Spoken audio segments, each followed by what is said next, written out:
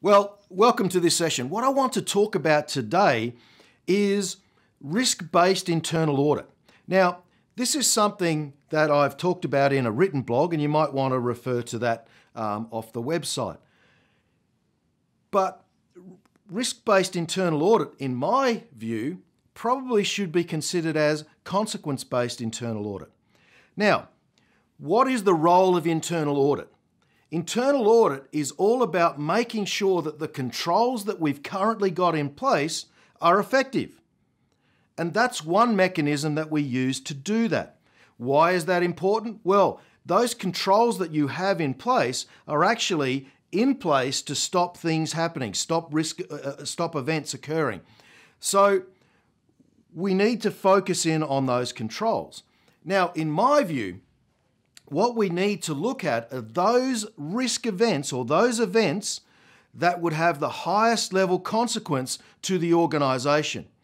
Now, if we focus in on those and the internal controls in place to make sure that that doesn't happen, then we can continue to reduce the likelihood of that event occurring.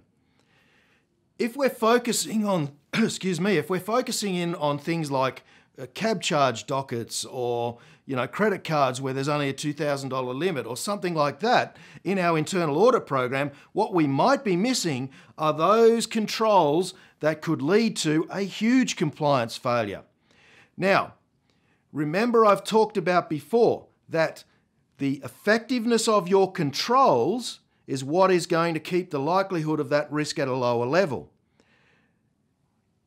And when it comes to measuring the effectiveness of those controls, you need to actually have key performance indicators, and you need to test and measure against those. The thing that you need to recognize is that the absence of incident does not necessarily mean that the control is effective. What it means is that you've been lucky. So, in terms of your internal audit program, focus in on those events or those risks that you have in your risk register that have got the highest level consequences if they occur. Look at the controls that are focused or that are dealing with that particular risk, and then make those the focus of your internal audit program.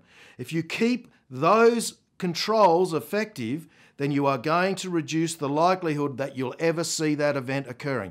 You won't bring it down to zero, but you will certainly reduce the likelihood.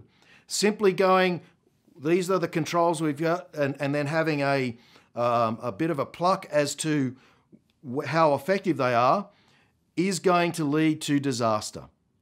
So identify those risks with the highest level consequence, identify the controls that are associated with those risks, and make those the focus of your internal audit program. And in doing so, you're going to stop a lot of crises occurring.